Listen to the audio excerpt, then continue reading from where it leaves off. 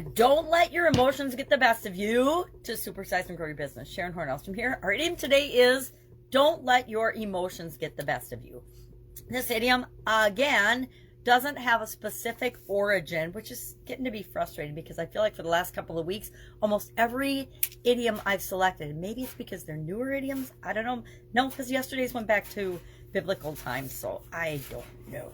They're just not being specific, or maybe the internet has got too much information and they can't find the way of sorting it out so that we can find a solution in a quick and easy manner. Maybe AI will help us do that.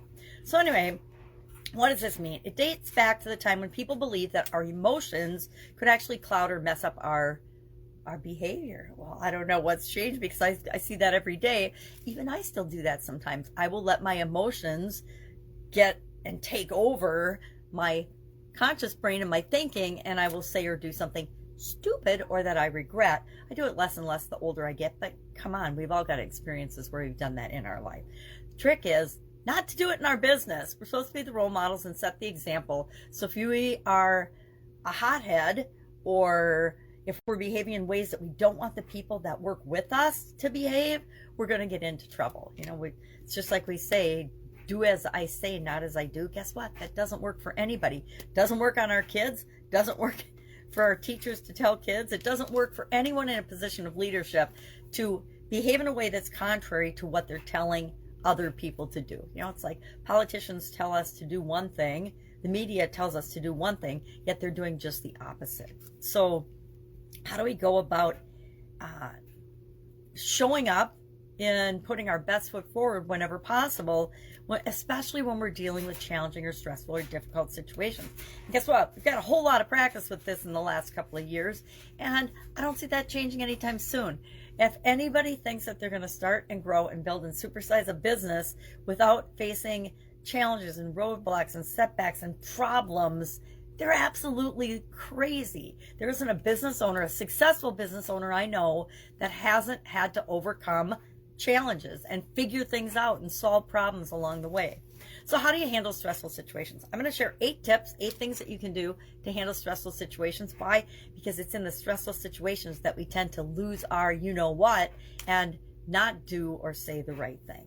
So what's the first thing we do in an emergency? And I think of my big emergency that I think of, that I always go back to, that I applied these steps to, was when one of my team members cut off his finger.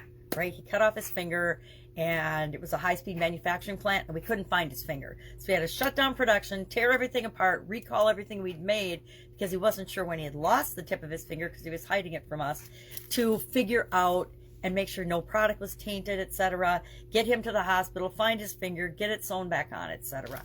So if I would have lost my head, never could have managed and helped us through that situation, and he wouldn't have his finger today, which he does, by the way. It was traumatic, but we got through it. And I learned in that experience that maybe from when I was a kid, I would get hurt and do silly things like step on a nail that went through my foot. That if you're calm during the trauma or the drama, you can react afterwards, right? And you'll get a much better result. So stay calm. Maintain a positive attitude, right? We're going to find the finger. We're going to find the finger. Relax, everybody. Clean up the blood. We're going to find the finger. Number 2. All right, this was, 40 years ago too, so everybody wasn't afraid of blood back then. Number 2, take a step back and assess the situation objectively. Whenever we're in a stressful situation, the best thing we can do is take a deep breath and then get rid of the emotional things, calm ourselves down, and focus on what do we know for sure? What is the most urgent thing we need to do? Number 3, clearly communicate your thoughts and feelings. What's going on? All right, this is an emergency. We need to keep our heads and get this dealt with now. Number 4, listen actively to others involved in the situation. So if I wouldn't have listened to the other team members, which it was really helpful because they actually knew about the time that this person had cut off their finger. They weren't sure, but they had seen a trail of blood to the bathroom, so they knew something had happened and they remembered what time that had happened. So that was valuable information in terms of dealing with the current situation and locating the finger. Identify and prioritize key issues. Now, in an emergency situation like that, are you going to sit down and flipboard this out? No, you're just going to know what's most important, find the finger, get him to the hospital, Get him to the hospital. Stop the bleeding. Get him to the hospital. Find the finger. Get the finger to the ice and to the hospital, etc. Number 6, brainstorm and consider multiple options. What do we need to do? What is possible, right? And then 7, make a decision and take action, right? Think about your options, then decide and take action immediately. And then finally, evaluate the outcomes and learn from the experience. Well, we actually had a team meeting, all of us, including the person that cut off his finger, and we used this as a huge learning experience. 1, the importance of safety and following the safety rules that are in place for a reason. 2, how to deal with when something happens, even if you think you're at fault, that causes an injury, and what we're going to do about it. So although we did find the finger, we did get the finger sewn back on, everybody was a little bit traumatized by the situation, but we turned it into something that was good and a learning experience for everybody, including me, of the importance of being a role model, keeping your calm, doing all these things on the fly, especially during stressful and emergency type situations. So that's our topic for today. Don't let your emotions get the best of you. You know, what was happening inside of me? I was freaking out, right? I was freaking out and thinking, oh my God, what's going to happen if we don't find this finger? He's not going to have a finger. What's going to happen if the finger ends up in somebody's product? Oh my God. So none of those things were an option, so we had to deal with them.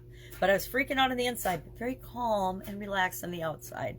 And I told everybody that. I said, you guys, because they're like, how could you stay so cool after I'd, taken him to the hospital and gotten back? And I'm like, because it wasn't the time to freak out. And that's what you do. You deal with the problem at hand to the best of your ability, and then you can go home and cry and freak out later. All right, that's it. I'd love to know your experience with this particular idiom. Have you ever let your emotions get the best of you? I totally have, so many times, but usually it was in like my personal relationship, screaming at my ex-husband, which still makes me laugh. So I only did it a couple times. Had that out-of-body experience where you're actually yelling at someone and you're like, I can't believe I'm yelling at. Oh my God, this is really me yelling at this person. So sometimes all of us experience our emotions taking over, but when we're leading, when we're building our business, when we're supersizing our business, when we're being a role model for other people, we want to make sure we keep that in check. All right, have an awesome day. And that's why I have the dragons flashing on my head to remind me that inside of us, there's all different dragons and creatures. All right, have a great day. I'll, of course, be with you tomorrow. Bye.